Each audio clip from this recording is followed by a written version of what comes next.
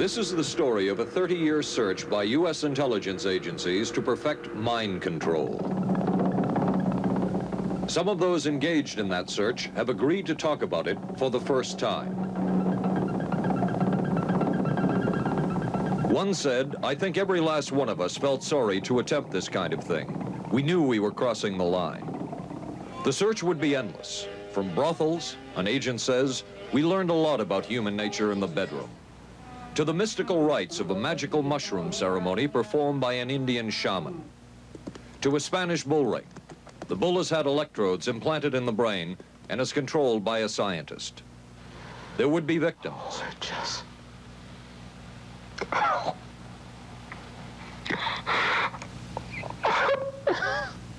One intelligence agency tried to peel this man's mind back to reveal its deepest secrets.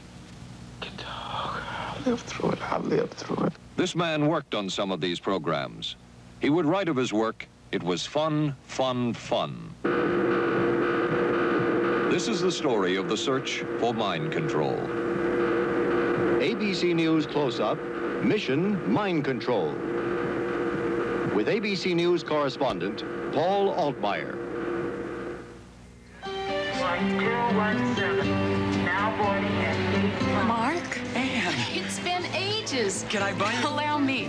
2 Michelob Lights. Michelob makes a light beer? Perfect. The good taste of Michelob Light. Don't just compare it to other light beers. Compare it to your regular beer. It's that good. You always did go first class. Your ticket to San Francisco. Thank you. San Francisco? You too? Good taste runs in the family.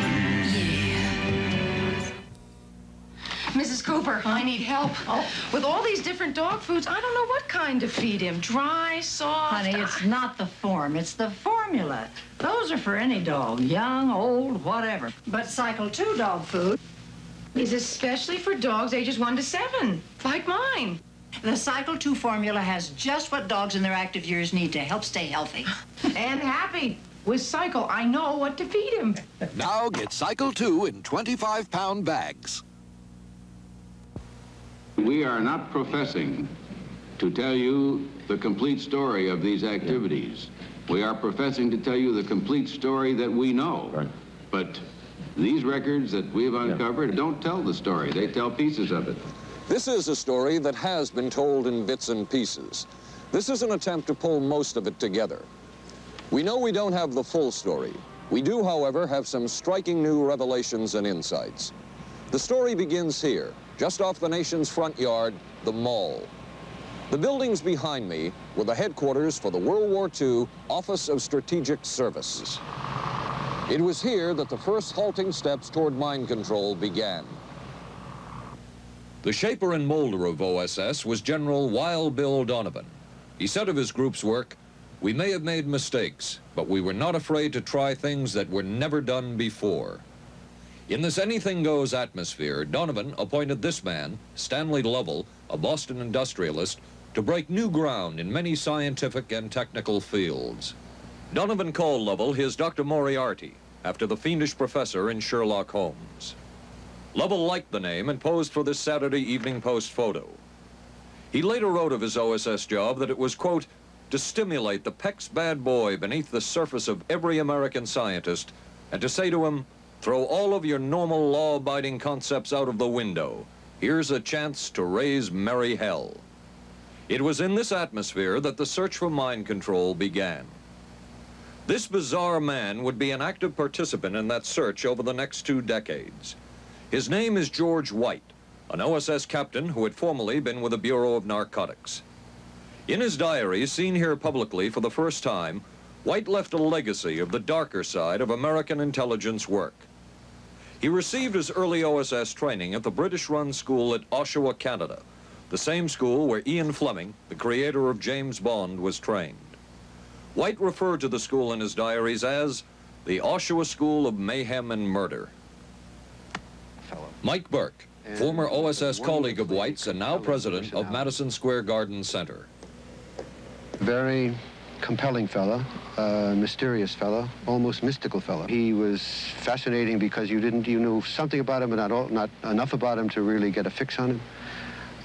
He also knew a great deal about the swifter elements of society, the gamier side of life, and he was very impressive in his technical knowledge of the underworld, so to speak. He said, one of our men gets beat up. He says, you have to act real fast and teach these guys a lesson. Charles Siragusa, a former narcotics officer and friend of White's. He's all come around, he says, and break your kneecaps. And with that, one guy laughed, and George would always have little Billy with him. And this one guy sort of naked. George White turned around and whapped him across the neck with it. Then he picked up a pool stick and started beating everybody up. He made his point. And he made his point. George White was not a man of understatement or subtleties. His boss at OSS, Stanley Lovell, referred to him as deadly and dedicated. In this note from White's diaries, it says, call Lovell regarding TD. TD was a rather transparent cover for Truth Drug. George White worked with the Truth Drug Committee here at St. Elizabeth's Hospital in the nation's capital. They experimented with mescaline, scopolamine, and marijuana on unwitting victims.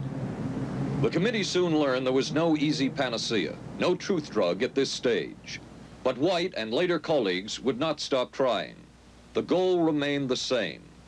As this 1952 CIA memo says, the aim is controlling an individual to the point where he will do our bidding against his will, and even against such fundamental laws of nature as self-preservation. But it was a discovery here in Basel, Switzerland, at Sandoz Laboratories by Dr. Albert Hoffman that led the intelligence agencies of America to believe that they had found the panacea.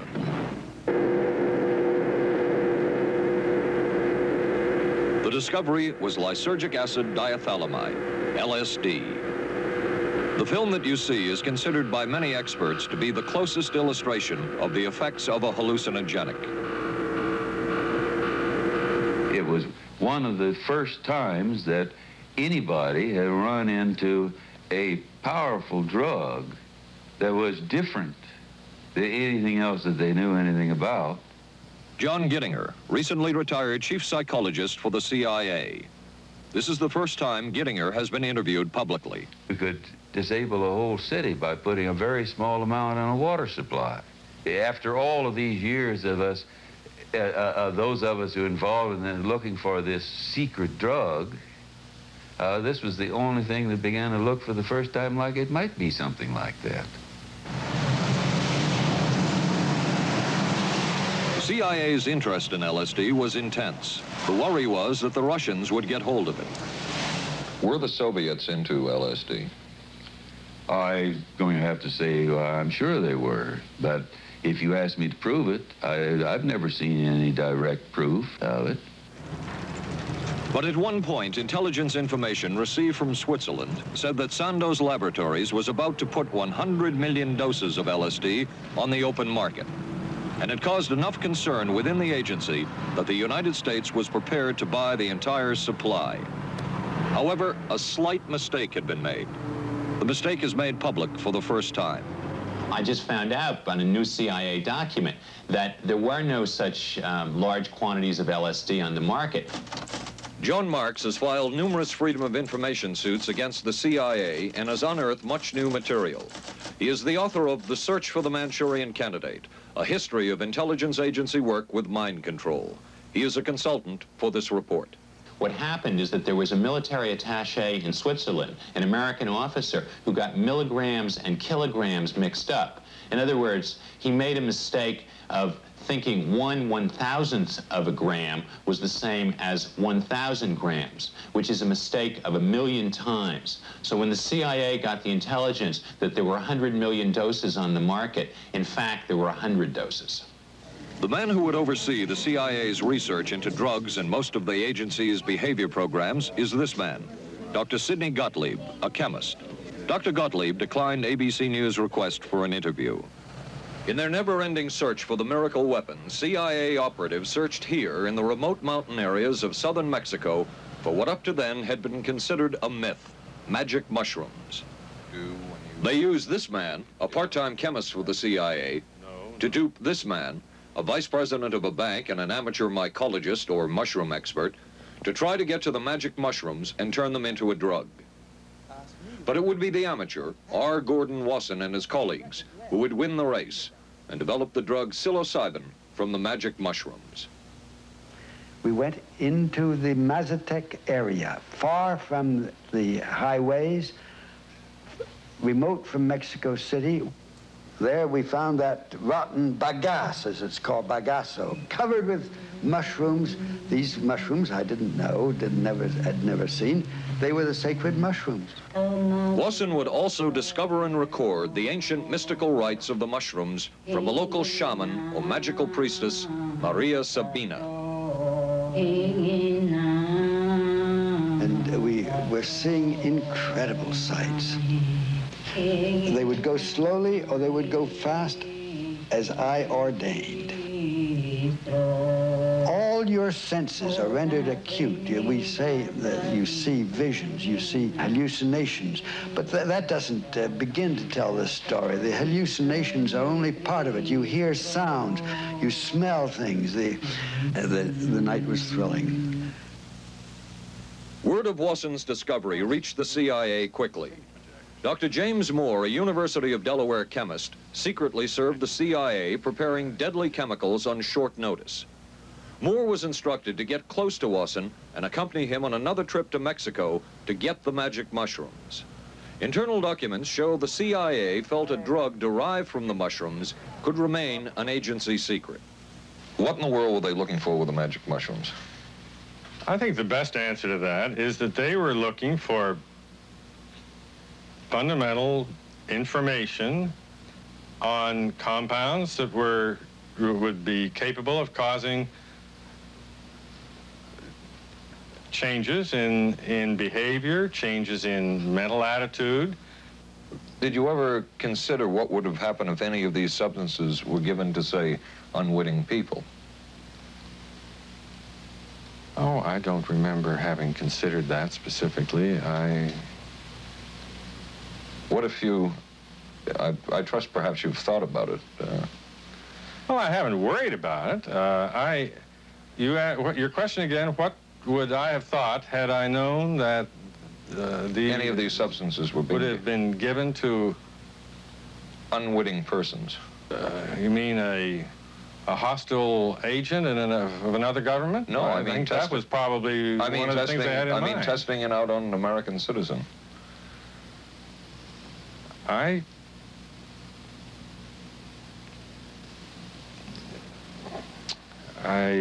guess I must seem very, very cold-blooded about this, but I don't recall ever having been very much preoccupied with that issue. But many drugs were tested in this way. A decision was made at the highest levels of the CIA to do testing on unwitting Americans. As one CIA document says, such testing would be operationally realistic. A former CIA official who worked on these programs describes for the first time how the decision was made. He did not wish to be filmed or recorded. Thus his remarks are read by someone else. I think every last one of us felt sorry to attempt this kind of thing. We knew we were crossing the line. Every decent kid knows he shouldn't steal, but he does it sometimes. We knew damn well we didn't want anyone else to know what we were doing. The decision was made to do testing on unwitting victims. It was decided they should be on the fringes of society because they were most vulnerable. It was the borderline underworld, prostitutes, drug addicts, and other small-timers who would be powerless to seek any kind of revenge in case they found out. And as their predecessors had a decade earlier, the CIA turned to George White for help. White was now a high-ranking narcotics official, and by this time, the stories about George White were legendary. So the waiter says, "May I help you, monsieur?" And George White was busy talking with me. I paid no attention to the waiter, so the waiter tapped him on the shoulder, says, "May I help you, monsieur?" George White turned around, whipped his gun out, and stuck it in the guy's face like this in this crowded restaurant. George White did not mind bending the law, and he knew the street well. He was the ideal choice for what the CIA had in mind. We were Ivy League, white, middle class. We were naive, totally naive about this, and he felt pretty expert. He knew the whores, the pimps, the people who brought in the drugs. White set up so-called safe houses for the CIA in New York, here in Greenwich Village, and later in San Francisco, in this hotel, and in an apartment atop Telegraph Hill with a commanding view of San Francisco Bay. While the existence of these safe houses was disclosed last year, details of what took place within them has not been told. A former CIA official who worked in the safe houses reveals that they were used not only for drug testing, but to study sexual behavior and how it could be used to manipulate people. We did quite a study of prostitutes and their behavior. How do you take a woman who is willing to use her body to get money out of a guy to get him to talk about things which are much more important, like state secrets? We learned a lot about human nature in the bedroom. We started to pick up knowledge that could be used in operations. There would be victims in all of this, but as the agency knew, they couldn't fight back. Some entries from George White's diaries. Clarice gets horrors. Janet, sky high. As one agency memo says, we have no answer to the moral question.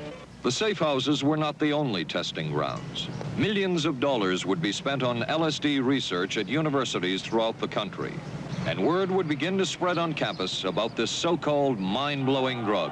And suddenly, there was the counterculture of the 60s. I give the CIA a total credit for sponsoring and initiating the entire consciousness movement, counterculture events of the 1960s. Dr. Timothy Leary, the 1960s Johnny Appleseed of LSD.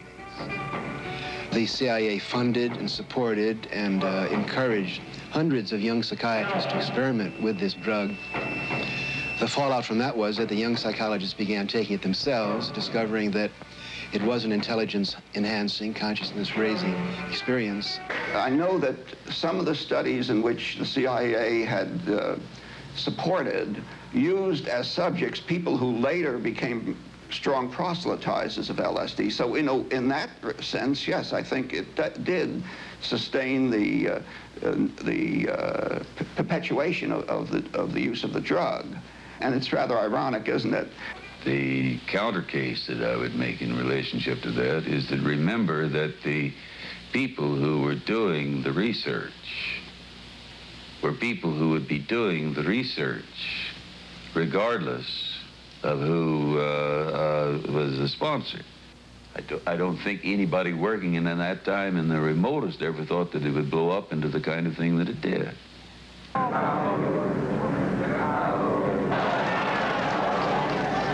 History will judge the role of the CIA and other intelligence agencies in unwittingly contributing to the counterculture of the 60s through their intense interest in LSD and other hallucinogenics. But for the moment at least, the argument can be made that the CIA helped usher in the age of Aquarius.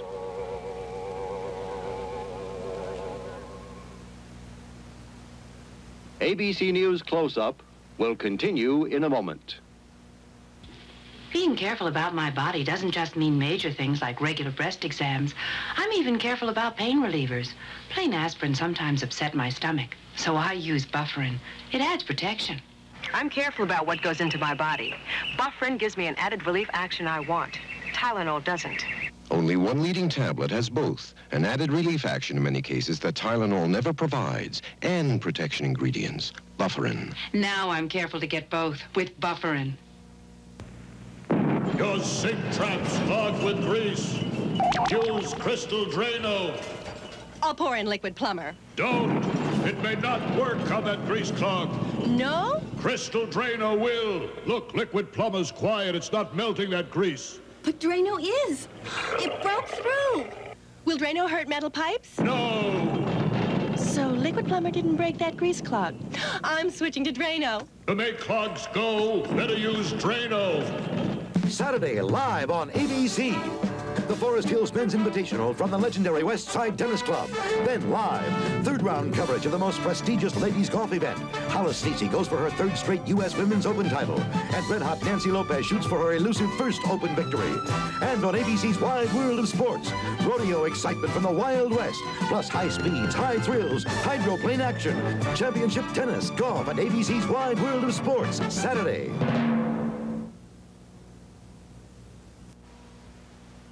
Wednesday on 8 is Enough. We got the buggy fever. The Bradford girls go disco crazy. Hey, hiya, hun. What do you say we get, down? And the summer's off to a red-hot start. And Charlie's Angels play the horses. I want to be a jockey. But end up in a dead heat with death. Then, the ghost of Jack the Ripper haunts the back streets of Vegas. Tomorrow, starting at 8, 7 Central and Mountain on ABC.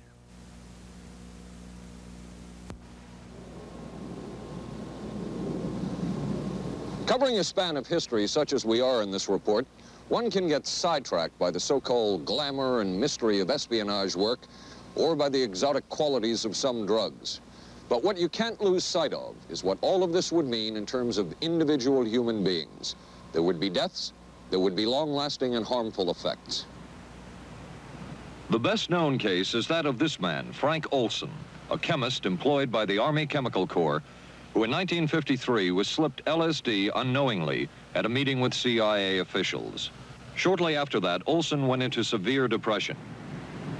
He ended his life at this New York hotel by diving through a shaded closed window in his 10th floor room. Frank Olson was the first known fatality in the CIA's LSD program. Olson left behind a widow, Alice, and 3 children, but it would be years before they learned the real story of his death. Shortly after his suicide, Alice Olson was visited by Dr. Sidney Gottlieb, the man who had administered the drug, and by Robert Lashbrook, his deputy, who was the last person with Frank Olson the night of his death. It was probably to check me out and see whether I was handling myself and handling the situation, whether I was hysterical. And I'm sure they left the house feeling ever so much better because I had been gracious and hospitable to them, so that I must have played right into their hand and made them feel fine. 23 years later, how did you feel about that meeting? My anger was unbelievable at how I had been duped for this length of time, and the anguish which was unnecessary. Anyone who knew during all of those years never told Alice Olson the real story of her husband's death. She would discover it by accident more than 2 decades later. In essence, it was a 22-year-long cover-up. Lyman Kirkpatrick was Inspector General of the CIA at the time of Frank Olson's death. But had not the Olson case occurred within the secret confines of the CIA, would not this case have been a prosecutable case? Perhaps manslaughter? I would think very definitely prosecutable, and certainly from the point of view of of Mr. Olson, why it should probably have been actionable. Frank Olson's suicide slowed down the CIA's testing of LSD and other drugs, but only momentarily.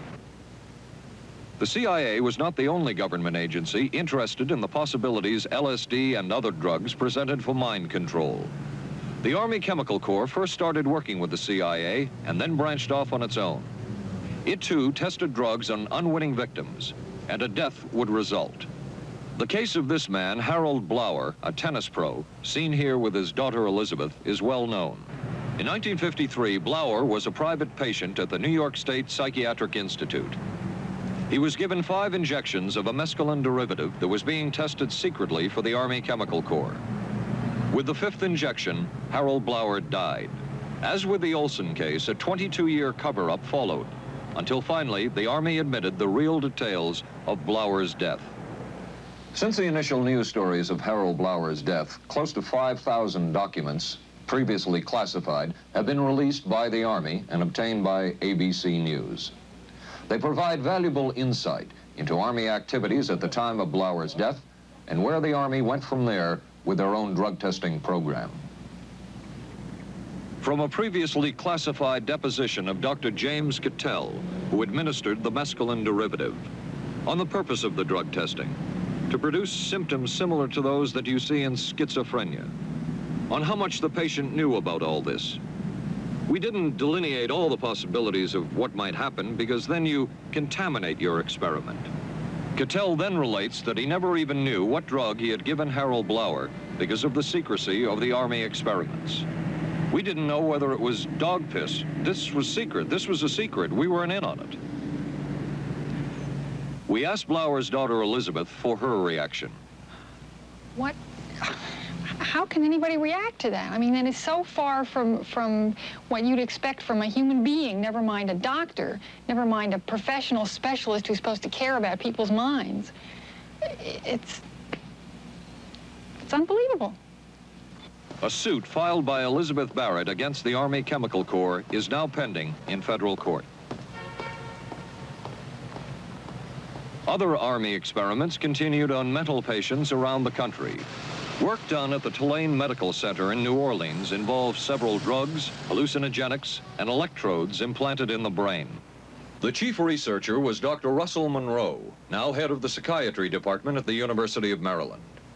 These are various progress reports written by Dr. Monroe and recently obtained by ABC News. From one of the progress reports, a report of a woman who had electrodes implanted in the brain and was then given LSD and other drugs. She became agitated, cried, lapsed into a trance-like state.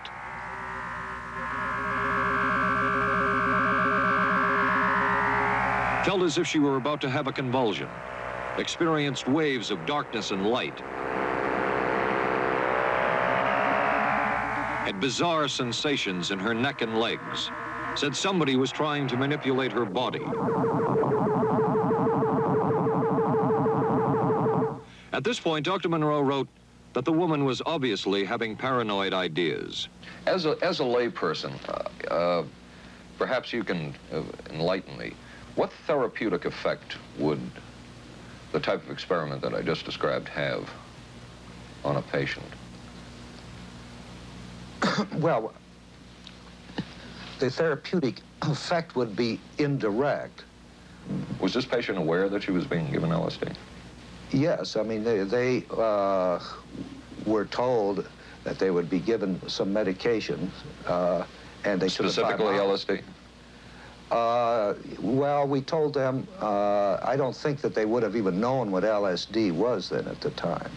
They were told that they were going to they would be given some medications which might make them feel worse. Dr. Monroe, what do you think the Army Chemical Corps was looking for in all of this testing? They were looking for an incapacitating agent, an agent that would not harm the person permanently, but would incapacitate them temporarily. That seemed like a humanistic way to wage a war, if war is necessary.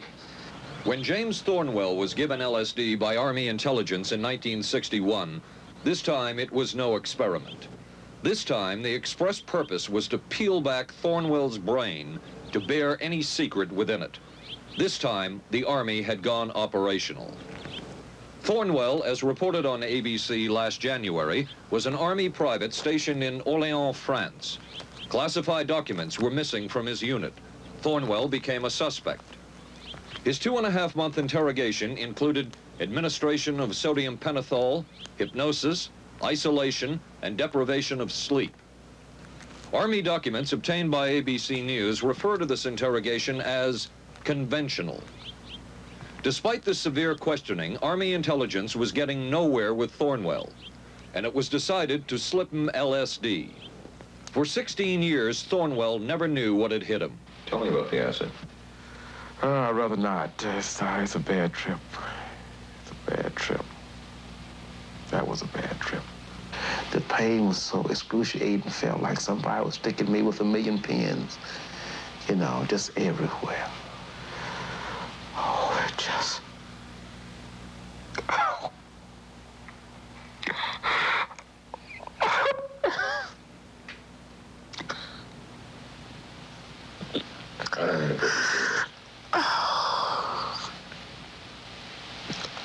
Do you want to stop for me?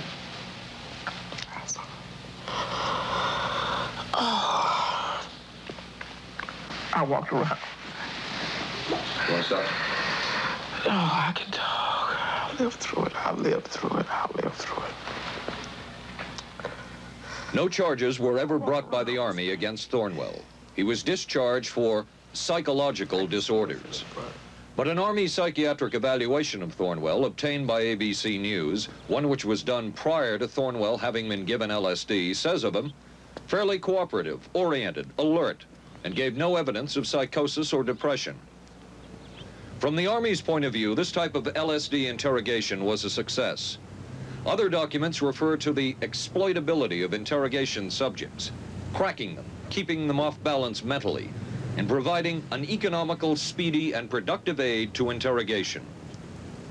From James Thornwell's point of view, it was no success.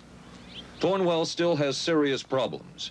He's run through 2 marriages. He maintains he can't hold a job, can't concentrate, has nightmares, and feels socially and emotionally isolated.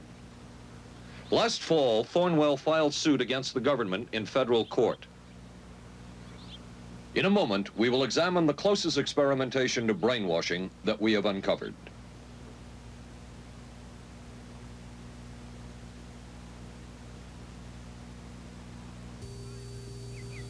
Oh, for crying out loud. Something wrong, Will? You pick up a paper these days, you learn life isn't as simple as it used to be, and neither's food.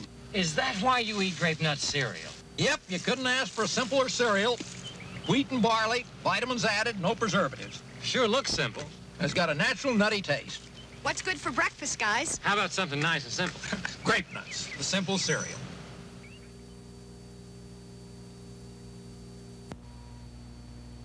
Maxwell House's coffee you can count on. Maxwell House, good to the last drop.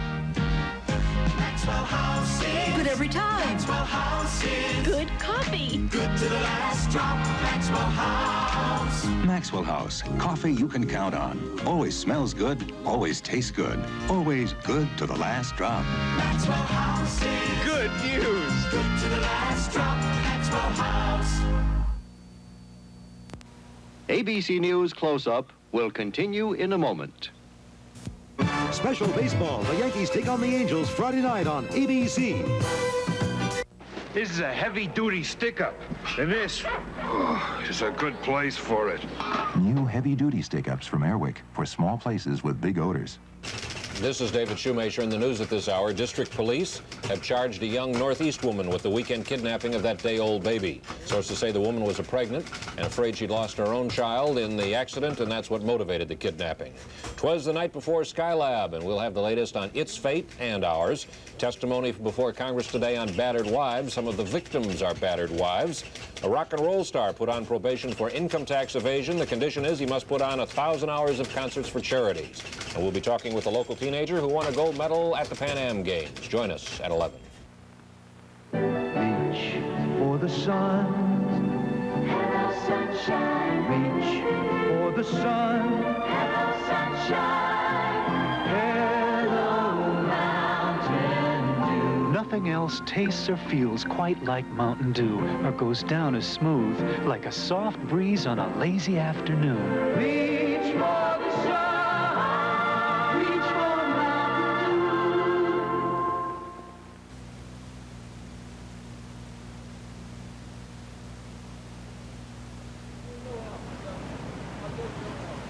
By far, the most chilling experiments we have uncovered took place at this Gothic estate called Ravenscrag, halfway up Mount Royal in Montreal. It houses the Allen Memorial Institute of Psychiatry of McGill University. It was here that the CIA funded a series of experiments, severe experiments. The work was done by the Institute's then director, Dr. Ewan Cameron. It is the closest experimentation to brainwashing yet disclosed. His work, unprecedented in psychiatry, consisted of 3 areas which he called sleep therapy, psychic driving, and the ultimate depatterning. Dr. Maurice Dongier, current head of the Allen Memorial Institute. In his psychic driving, so-called type of therapy, he would give the patient intensive electric treatment in order to make the patient regress deeply, become forgetful. and then he would attempt to implant new ideas in the mind of the patient. Now, to a layman, it would appear that Dr. Cameron was trying to take the slate and wipe it clean, the slate being the mind. In other words, brainwashing. Exactly, that's a very good comparison. Brainwashing. Yes, to that. Val Orlico of Winnipeg, Canada, the wife of a member of the Canadian Parliament, was a patient of Dr. Cameron's. She entered the Allen Memorial Institute because of severe depression. She describes for the first time publicly the LSD therapy and psychic driving treatment that she was given by Dr. Cameron. And then the drug began to take hold very rapidly because it was an IV injection. And things became very furry and very frightening, and had a lot of sensations that it's very difficult to recall. Nobody explained it to me. Nobody ever asked me if I was willing to do it or anything. He had this feeling that he would be able to get through the resistance of illness and to reach deep changes very quickly. Did he? I don't think that when you look at that in retrospect, the hopes that he had have been in any way fulfilled. But Cameron would plunge on. The next step was what he called psychic driving. This involved almost endless tape-recorded messages and more drugs for the patient. Cameron wrote that this was the way to make direct control changes in personality. I thought this was the coldest and most impersonal treatment that anybody could give to anybody in the world. And I became more and more despondent and more angry. I just became so despondent that I thought I can't live like this any longer. And I thought I would just go out and throw myself underneath the cars on McGregor. I stood on the curb of that street and I stood there and I thought, okay, go. Okay, go. And then I thought, what if you're not killed? What if you're just maimed? What if you don't die and you live and you can't even talk anymore? And I couldn't do it. The most severe technique Cameron used was de-patterning. He described it as breaking up the existing patterns of behavior by means of intensive electroshock therapy with prolonged periods of sleep. He carried out these experiments in something he called the sleep rooms. People in there were like babies. They cried and they were very disoriented. And we were very afraid of the sleep room. We used to walk very carefully against the side of the corridor that was opposite the sleep room with our backs to the wall when we'd go by. Cameron used this combined sleep electroshock treatment on patients as long as 30 days. One patient he kept asleep for 65 days. Cameron retired, and his successor, Dr. Robert Cleghorn, ordered a follow-up study on the patients treated with Cameron's de-patterning method. It showed that it was no more beneficial in its result than the use of more conservative methods. But the follow-up study showed that 60% of those who had been de-patterned still had amnesia for periods of anywhere from 6 months to 10 years. That's quite a memory loss, isn't it? That is a memory loss. Indeed it is. It's I think, more than desirable. In retrospect, does Dr. Cameron's experimentation and his treatment appear harsh?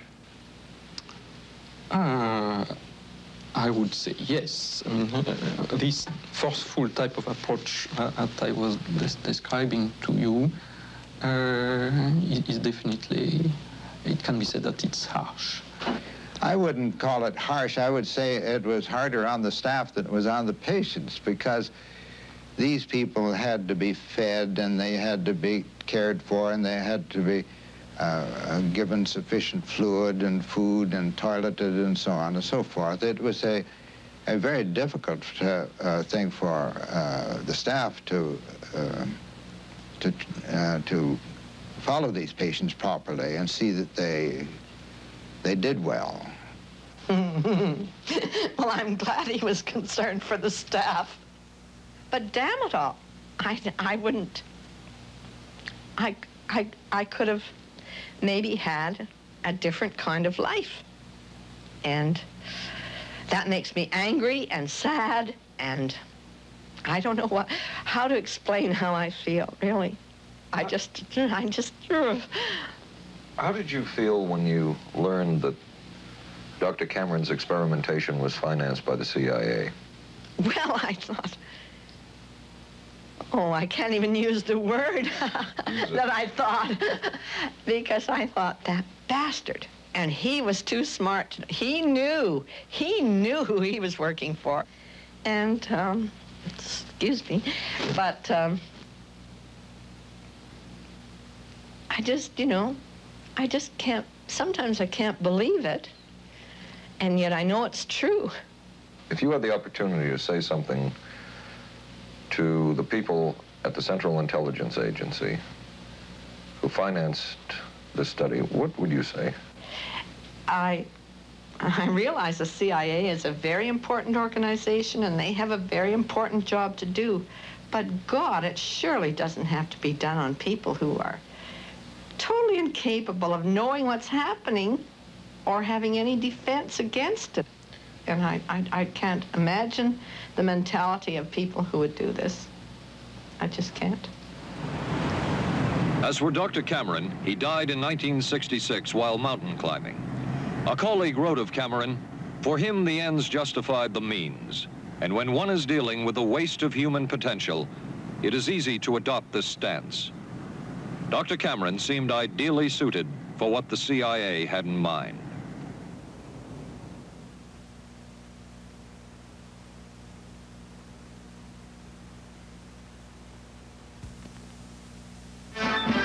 America is adapting to the shape of things to come. Triumph TR7 with 5-speed transmission or optional automatic. Wide steel belted radials, front disc brakes, front end spoiler, rack and pinion steering. Triumph TR7. No other sports car looks like it. No other sports car drives like it. Triumph TR7. The shape. Don't worry, they just got lucky. I'm sorry, I let us down. Forget it, we'll beat them next week. No, I really let us down. Come on, how about a Michelob Light, huh? Michelob makes a light beer? Sure. The good taste of Michelob Light. Don't just compare it to other light beers. Compare it to your regular beer. It's that good. This Michelob Light is great. Hey, you know what our real problem was today? Yeah, you were terrible. Good taste runs in the family. The many roles I play call for many hairstyles. So I use hot curlers, blow dryers, things that can be brutal to hair. I switched from one conditioner to another looking for help. Then came Alberto VO5 hot oil treatment. It works just like a salon hot oil treatment, but takes less time and money. I just heat a tube, smooth it in, and shampoo. My hair's left silky, shiny, more manageable than I ever dreamed. Alberto VO5 hot oil treatment. I'll never switch again. Thursday. I could move a few of my things over this morning. There's a scandal in the 12th when Wojo gets a roommate. Hi. In a Barney Miller special. I'm a prisoner of my biological urges. Sorry to hear that. Then authorities say this Texas motorcycle gang murdered a federal judge. People are always scared of something they don't understand, and they don't understand us, so they're scared. Geraldo Rivera investigates dope, death, and the banditos on 2020. Thursday, starting at 9, 8 Central and Mountain on ABC. It was the Cold War, and especially the trial of Joseph Cardinal Mindszenty, who was forced to testify in a Hungarian court that he was a spy.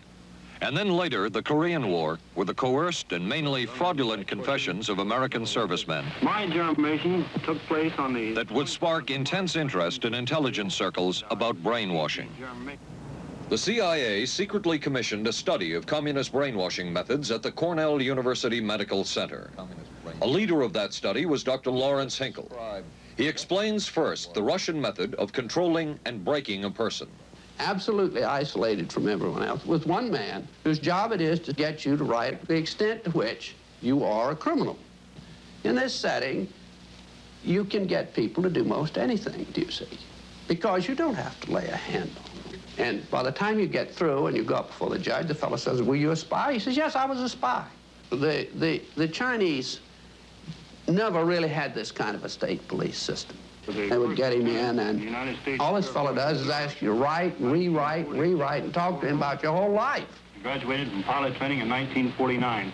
While the purpose of the study was to find out about communist brainwashing techniques, CIA documents show that the agency was interested in developing mind control methods of its own to precondition and control Chinese living in this country to be sent back to their homeland as CIA agents. What do you think they were looking for? Well, I think they weren't looking for agents or anything like that. Yet the agency's perception of the work you were doing, in CIA documents we have examined, it says that the project that was being done here, they intended to use everything learned about the new agents to induce them to, quote, to perform acts of a complex, purposeful nature. Yeah, but that was never done. The effects of which may be out of keeping with the individual's previous behavior. That sort of thing was never done. Those people were not, that was, when they first came here, the first people they sent up to see us, you see, were operational type people from the CIA with some rather wild ideas. Okay, this is their perception of it, if I could just continue. No, it wasn't their perception of it either. No, it wasn't. Dangerous to his being, contrary to any previous consciously expressed intentions and interests, contrary to the good of the individual, and subversive to the goals for which he is consciously working. I understand all this talk. But the situation was, you see, those things were never done because of wise people on both sides. We were not able to do this nor interested in it. They were, though. Some of the low-level people were, but the high-level people were not, to tell you the truth. But documents clearly show that the CIA was attempting to develop agents over whom they had as much control as possible. Agents who would perform tasks contrary to their own good. Normally conditioned American who's been trained to kill and then to have no memory of having killed. His brain has not only been washed, as they say, it has been dry cleaned. Is a Manchurian candidate, controlled by others to do things against his will, possible? It was a remarkable film because, as far as I'm concerned, it made something totally impossible seem absolutely credible. I would say the answer is yes, but there are many qualifications to that. Dr. Milton Klein, a psychologist, a clinical and experimental hypnotist, and unpaid consultant to the CIA. The qualifications would be the subject selected to produce the kind of behavior that you wish, the amount of time, the procedures that are utilized, and the motivations of the people who are designing, executing, and administering the procedures. You're asking whether an individual can be, under hypnosis, influenced, coerced, persuaded, shaped to perform an antisocial act, or a destructive act, or an act of violence. My answer would be yes. Captain Marco, will you be good enough to lend Raymond your pistol, please? Yes, ma'am.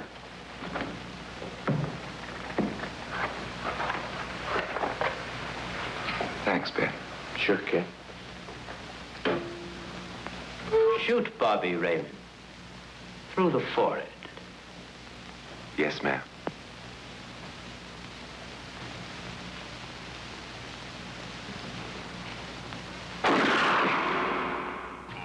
How valuable a tool can hypnosis be in the intelligence field? None whatsoever. It has absolutely no use because nobody's ever been able to do that I know of, do it in an operationally feasible way. I'm not in any way saying that hypnosis doesn't take place. I'm not saying there's nothing to it. I would say that most government agencies concerned with intelligence operations have been looking to hypnosis as a tool for a variety of purposes, one of which is to carry out and to execute certain intelligence operations on a basis where they would not have to rely completely on some of their own emotional reactions. Actually, would that entail murder? It could, if you consider that an act of killing someone under circumstances of war is murder. I think one has to define what that means. Under circumstances of peace? Under circumstances of peace, it would be murder. Another former CIA agent says that Fidel Castro at one time was considered as a possible target for a Manchurian candidate. Castro was naturally our discussion point. Could you get somebody gung-ho enough that they would go in and get him? But if you have 100% control of a guy, you have 100% dependency. If something happens and you haven't programmed it in, you've got a problem. So in the end, it was decided that a Manchurian candidate was not feasible. But the search for mind control continued. But could the mind be controlled? Perhaps not. But is human behavior predictable? In this area, the CIA did make a significant breakthrough. A personality assessment system designed by the agency's chief psychologist, John Gittinger. It comes close to being able to predict how humans will behave. It's really a descriptive system, an attempt to try to describe personality in a relatively systematic way so that hopefully you can get some kind of an idea to predict what the behavior between different kinds of individuals. Gittinger's system had many uses in intelligence work. One was to draw personality portraits of world leaders. Using Gittinger's system, the agency concluded the Shah of Iran is a brilliant but dangerous megalomaniac whose basic problems resulted from an overbearing father. And there were other applications. Your assessment staff played a key role in helping other governments pick their police intelligence agencies, including, we've learned, the Korean CIA, Uruguayan National Police. Can you tell us about this? No. Author John Marks. The former #2 CIA man in Uruguay told me how in 1966, John Gittinger and an assistant traveled down to Uruguay and gave the tests in order to select members of the Uruguayan intelligence service. A psychologist who used to work for the CIA told me in 1961 he personally traveled to South Korea as part of an American CIA effort to set up the Korean CIA and to give the personality tests to candidates for the Korean CIA to choose the best man for their secret police. But one of the basic functions of Gittinger's system was finding the vulnerabilities of an agent, a double agent, or a potential agent. In its applicability to intelligence work, isn't the PAS system looking for a person's soft spot? Well, of course, the answer to that is yes, but I hasten to say soft spot. This is what I consider a negative word. Of the hundreds of behavioral projects undertaken by the CIA, Gittinger's appears to have been one of the more successful and more conventional. Other experiments were not as conventional. Neurophysicist Dr. Jose Delgado was financed by the Office of Naval Research. In this experiment, the bull is sedated. Electrodes are implanted in its brain. Delgado transmits an electronic impulse to the center of the bull's brain. Delgado has remote control of the animal. Recently released CIA documents refer to the feasibility of remote control of animals and that special investigations will be conducted toward the application of selected elements of these techniques to man. Other areas were examined through the 60s and 70s. Brain surgery, psychosurgery, creation of amnesia, parapsychology, manipulation of genes.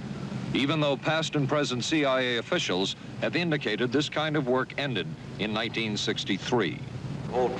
And one of those who took part in these programs. Thank you, sir. In 1977, a Senate subcommittee heard testimony from many of them, but the testimony was not that revealing. According to one of them, they agreed amongst themselves to keep the inquiry within bounds that would satisfy the committee. Former narcotics officer Charles Siragusa says that he was asked to limit his testimony by the man he reported to at the CIA. He wanted me not to say anything. To perjure yourself. That's right. Well, either that, I'd have to perjure myself or take the Fifth Amendment. And I'm not about to take the Fifth Amendment for anybody. Okay. Former CIA chemist Robert Lashbrook testified he had no first-hand knowledge of the agency-run safe houses when, in fact, he supervised one of them. There was very little. And according to George White's diaries, was at a safe house when White conducted what he called an LSD surprise experiment. Dr. Sidney Gottlieb, whom we recently filmed near his California home, oversaw many of the CIA behavioral programs. He retired in 1973 and destroyed the records of this work. In sort of a valedictory letter, Dr. Gottlieb wrote that he and his colleagues had been able to maintain contact with the leading edge of developments in the field of biological and chemical control of human behavior. Dr. Gottlieb also testified before the Senate subcommittee, but from an anteroom where he could not be filmed because of what his lawyer termed health and cardiac problems. Dr. Gottlieb declined ABC News' request for an interview. And what of George White, the man who helped the agency in so many of its programs? He would retire here to Stinson Beach, California. And shortly before his death, he wrote to his boss at the CIA, Dr. Sidney Gottlieb, and summed up his career by saying, "It was fun, fun, fun. Where else could a red-blooded American boy lie, kill, and cheat, steal, deceive, rape, and pillage with the sanction and blessing of the All-Highest?" Has mind control been achieved? From all of the available evidence, it appears doubtful. The human will has prevailed up to this point. But as we have seen, work is continuing in this field, work that we still don't know very much about. How deeply are the Russians and other dictatorships into all of this? We really can't say, and the CIA is reluctant to give out information about it. But the basic question remains, what place does all of this have within a democracy? One final point should be made. As one of the persons who worked on these programs told us, we are very capable, conscientious, and very dedicated scientists working for our country. Their work speaks for itself. This is Paul Altmaier for ABC News. Good night. Here's a great idea. Potato peeler? Nope. Hair curler. It's Vanish Bow Freshener. Freshness in a snap. Snap it under the rim and it freshens two ways. It's always there to freshen. Then when water hits it, extra deodorizer and detergents are released, working best when and where you need it. When the bowl's fresh, the bathroom's fresher. Snappy idea. Vanish Bowl Freshener. Vanish for a cleaner bowl and a fresher bathroom. What do doctors recommend for pain today? This report shows doctors' #1 choice is the pain reliever in Anacin. 5 million recommendations last year for pain of headache, backache, minor arthritis, and muscle ache. The ingredient in Anacin is the doctor's #1 choice. Anacin is strong, a special combination of medical ingredients free of stomach upset for millions everywhere. The ingredient in Anacin, doctor's #1 choice.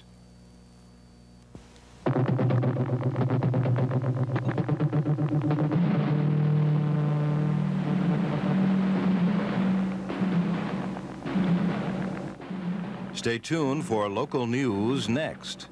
Then live from the Johnson Space Center in Houston, ABC News will track the approach of Skylab as it nears re-entry. Skylab, the final hours. Right after Twiggy and Dirk Benedict of Battlestar Galactica star in I Want Her Dead on the Tuesday Movie of the Week, tonight on ABC.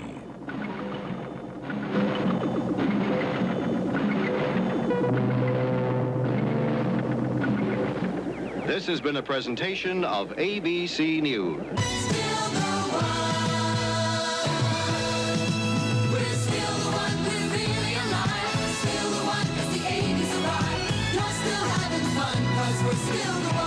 Still the one, ABC.